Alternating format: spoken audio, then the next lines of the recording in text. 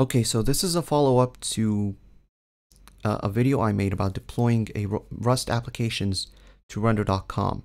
Basically, I discovered a better service, better alternative called shuttle.rs, which has first-party support for Rust web frameworks like ActixWeb, Axum. I think there's Warp. I don't know. There's a lot, but basically ActixWeb and Axum are two of the most popular backend frameworks, web frameworks for Rust. You know, it's so easy to get started. I was very impressed, seriously impressed with how fast everything was. So, for example, you just install the CLI, you create a new project. In my case, I didn't do that. I just refactored my existing web scraper project. I'm going to show you in a minute how I did that. And then you just like create a deploy, but there's an extra step that you need to do before you deploy your application. And the best part is like you have big Fortune 500 companies already using Shuttle like Hulu, MongoDB, Uber, GitHub, even Meta popped in the Rust hype train. Alright, so I have the latest commit open here because I want to show you exactly what it took to refactor my existing code. So first you add these two packages, the shuttle ActixWeb, which is, I believe, the wrapper, provides you the wrapper functions and objects that basically make it compatible with shuttle. And then you install the runtime so that this server runs on, on shuttle. And then afterwards, you import an extra service config object from ActixWeb, which we're going to need for the main function that we're going to take a look at below. I have no idea why I had this self-imported here. I think it was done by accident. And then you just import the shuttle ActixWeb, which we're also going to use down here in the main function. Now, in the main function, you replace this ActixWeb main macro with the one from shuttle runtime. And then you turn it, an async function, but instead of returning a result object, which is like OK and stuff, you basically return a generic ActixWeb object, which believe implements send, clone, and then a function onStray, which from my understanding, this is a trait that only allows a function to be called once throughout the lifecycle of the Rust application. And then this static lifetime keyword basically means that the only time this object goes out of scope is when the application is shut down. This function is dropped.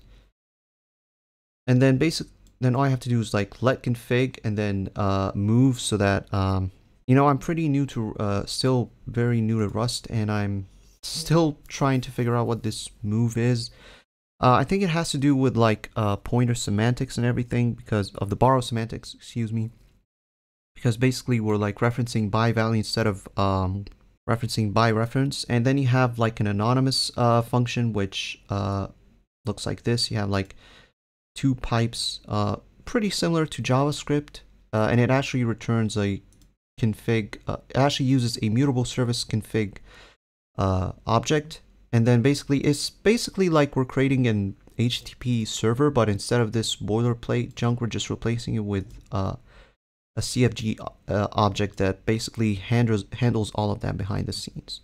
And then you chain like service methods according to how many handlers you have. So you have .service call for scrapper, and then call it one more time for the getCountry handler function, which is handles the getting a request by the country name.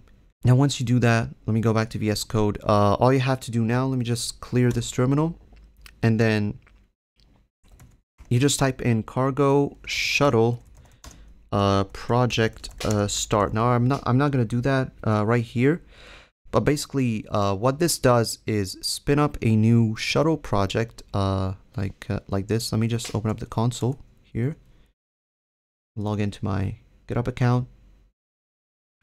It's going to create a new project right here, and it says ready, which means it's up and running, and it is already running. And then after you go ahead and do that, you just type in deploy, and it automatically, you know, push everything to the cloud and do all the magic work for you here. So yeah, it's pretty nice. Now after that it's deployed, you should see running right here. If it says otherwise, then there's something wrong with your backend, and you should probably either deploy it again, or if you're having issues, you can go ahead and just type in project restart. It's gonna basically you know, as the name implies, it's just gonna restart the project. And now once you have everything up and running, you should see this URL. You can click on it, and there you go. I'd argue this is way faster than render.com, because you had to wait for like what, 15 minutes in order to spin up a server, which is a very long time. Now again, 15 minutes, you know, after it's been idle for however long you left it. But that's not to say that Shuttle has the same thing here.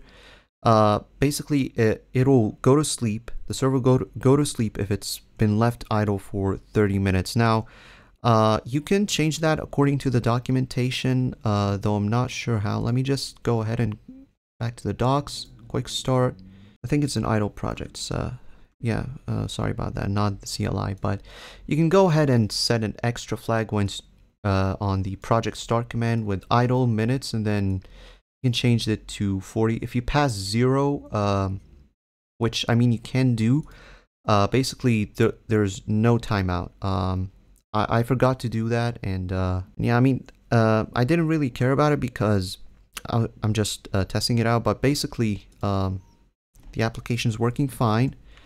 If I go to, for example, another endpoint that I have, which is country/Egypt, for example.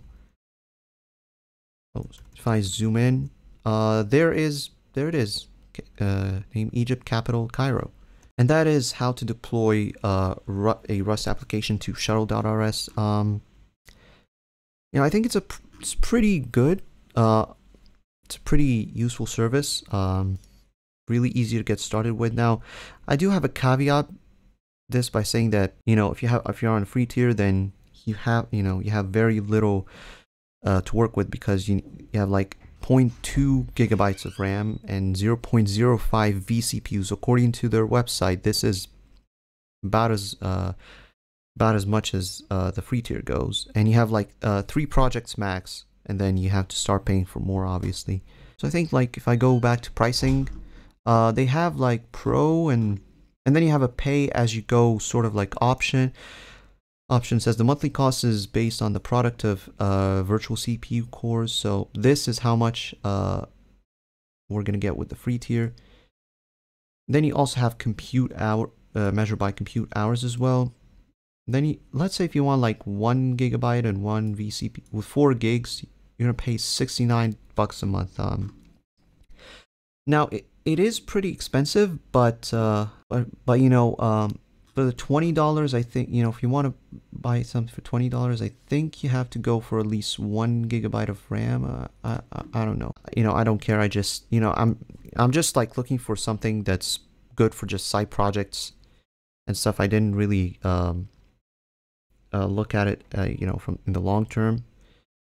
But I might start looking into other frameworks if things get out of control and pricing gets super high, that's almost unaffordable. But yeah, that's pretty much it. Thank you guys for watching. If you like this video, be sure to give it a thumbs up, subscribe to my channel so you don't miss out on my videos, and I'll see you next time.